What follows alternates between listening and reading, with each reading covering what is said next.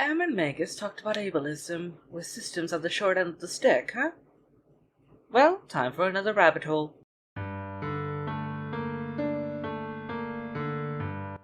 Every so often there may be topics we will mention independently based on each systems and their respective members' areas of expertise.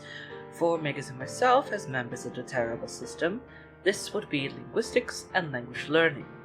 And ever since junior year of college, we couldn't help but be intrigued, yet invigorated all the same, how different people use language to both support and oppress. And if you want oppression by language, look no further than Folkism. Now, Folkism forms in many ways, but often it's attributed to a sort of radical traditionalism. With this in mind, we will be taking a look at just a few examples of Folkism, breaking them down, debunking them, in order to better understand how Folkis promotes supremacy within their faith by how they use language to isolate in various ways. But what exactly is Folkism? Folkism is predominantly attributed to Nazism and white supremacy, namely in response to the call to gather the folk, as it were, by the Osotru Folk Assembly, or the AFA, a notorious xenophobic, queerphobic pagan cult promoting the idea of an apocalypse that is seemingly killing European communities and European communities alone by the immigration and asylum seeking of people predominantly from the Middle East. For a while, Folkism was seen as a term solely attributed to these Nazi ideologies in pagan circles, but I would like to propose a different perspective. One that helps better reference the frequency of the problem of how language is corrupted by folkists.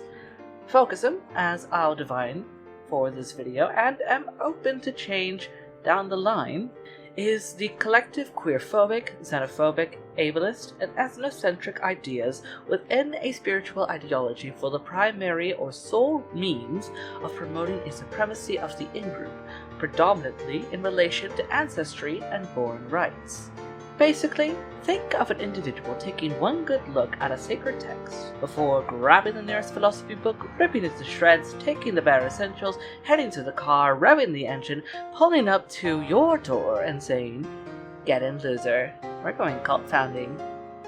With this in mind, we have to acknowledge the two primary means that focus corrupt language. 1. Promoting coded language to show one's part in the group to those within, and 2. Making entire languages in-group exclusive. From here on, I'll refer to this heavily socially contextualized use of language in relation to this faith-based oppression as sociolinguistic Folkism. Now, similar to the AFA, many popular pagans have promoted bigoted and self-centered ideologies, especially at the expense of socioeconomic and ethnic minorities. For one example, Wisdom of Odin has been found in his Discord server to use language in an attempt to make the community he creates feel exclusive by promoting his server as a pay-to-enter, all the while being a gracious and empathetic leader during these trying times. While a pay-to-enter Discord through platforms such as Patreon can be morally grey, it is tolerable in some aspects, but faith should not be one of them. Many pagans such as Wolf the Red, Aliakai, and Ocean Giltoy have noted how similar pay-to-enter pagan communities of any kind are akin to tithing, something they and ourselves are vehemently against. You shouldn't be paying for your faith in order to be considered a valid part of it. And before you say that Ocean Wolf and Aliakai are hypocrites for calling Wu out on his server when they have Patreons and have exclusive parts of their servers as well, notice how just then I said parts. Ocean, Ali, and Wolf have parts of their server for their patrons that have less to do with faith and more about private casual chats, the occasional Patreon poll for the next video, and early access to said videos before they premiere.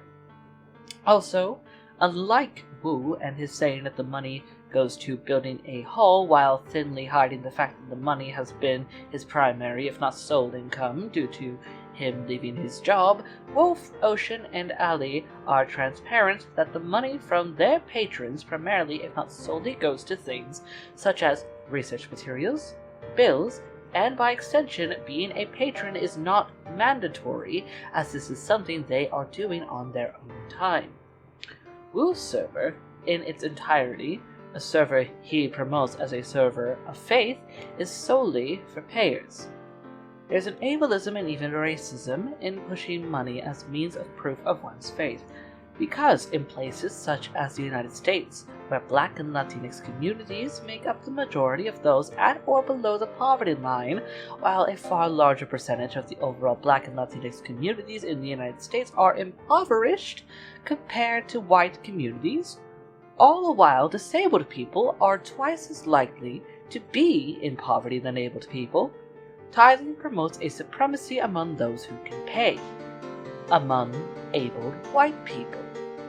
Freya Norling does similar by not only appropriating indigenous Sami wear and praxis, but also attempting to use her education in Norse mythological studies to validate said appropriation, even attempting to say cultural appropriation doesn't exist due to the history of syncretism among other communities and how the attempt to so-called gatekeep closed praxis inhibits the world from harmony.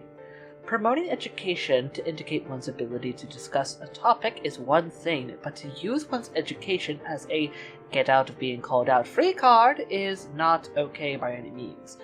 Education is ideally meant to educate and debate, not to isolate, and using education to validate focused and oppressive rhetoric is by social and moral standards isolating and promoting one of the most potent, bigoted reasons for education in the modern era that is especially exploited today, to create a divide among the educated rich and the dumb poor.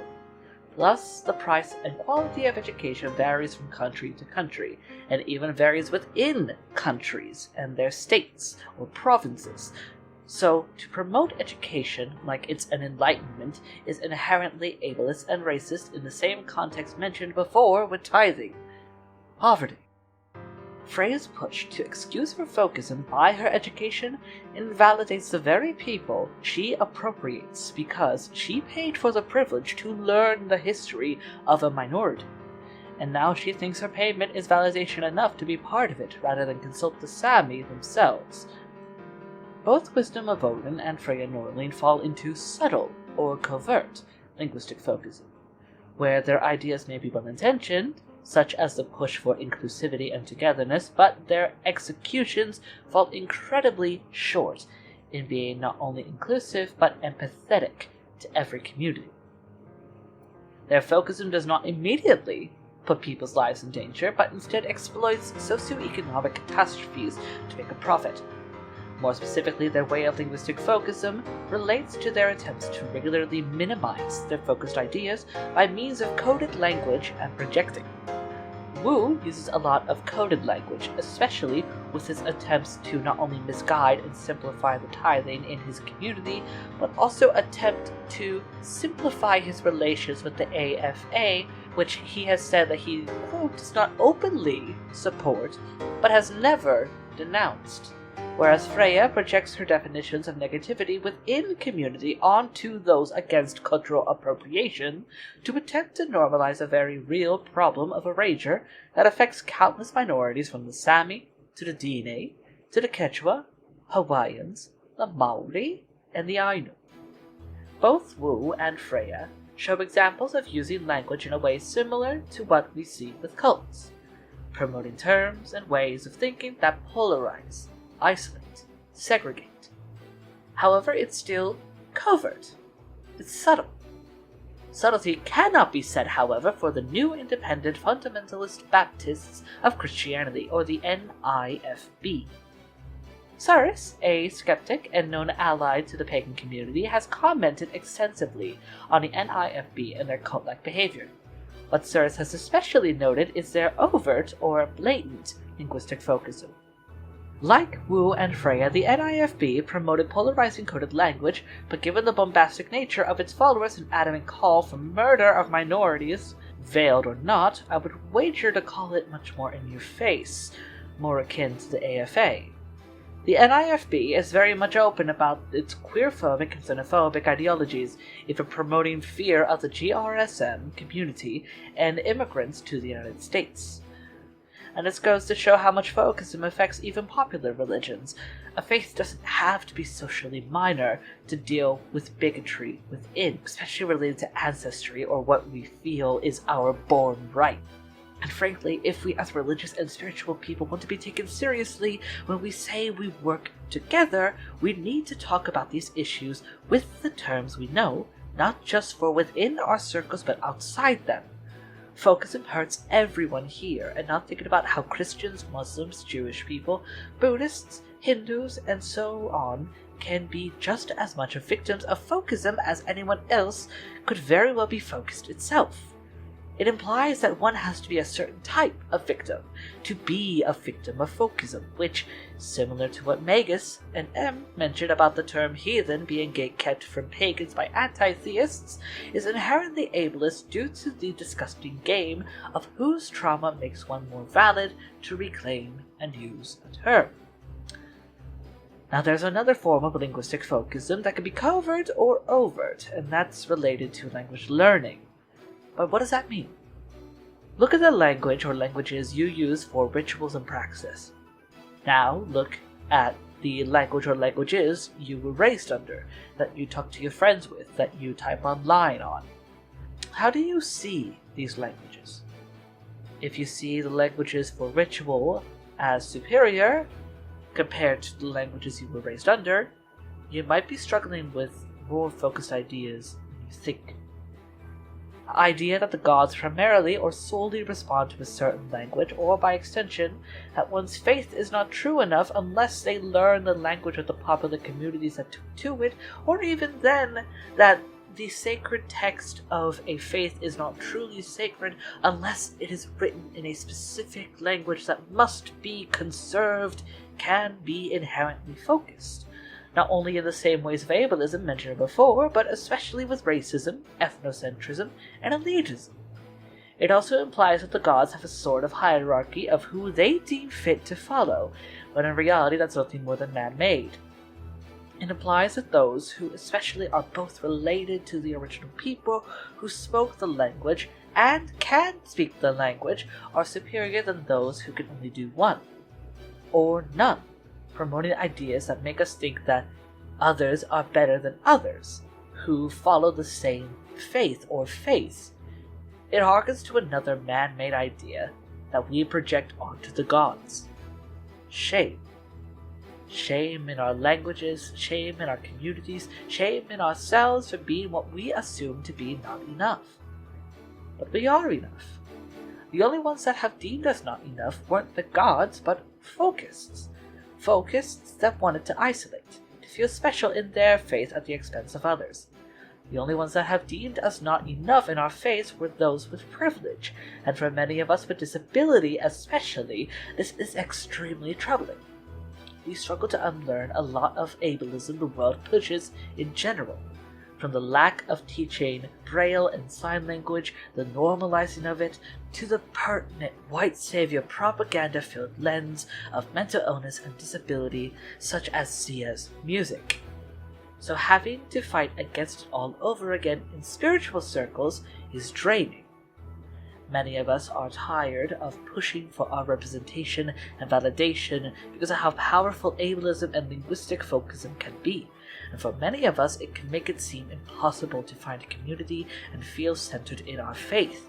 Some feel shame because they are deaf when everyone else sings for rituals in a language they can't hear, and no one can or will sign or read to them, let alone attempt to bring them into the ritual.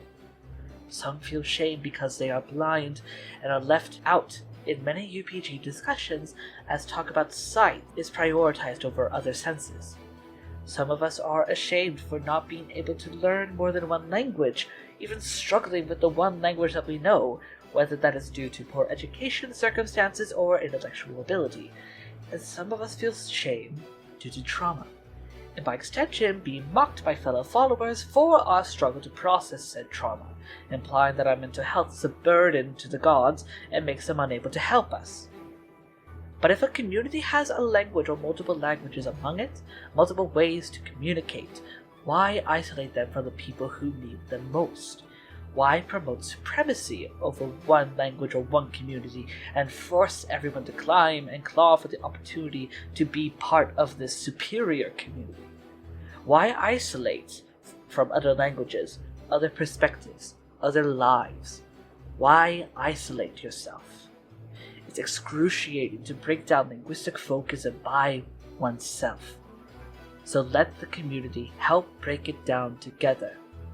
You'd be surprised how much easier it can be to dismantle herd even when those you're around are inclusive.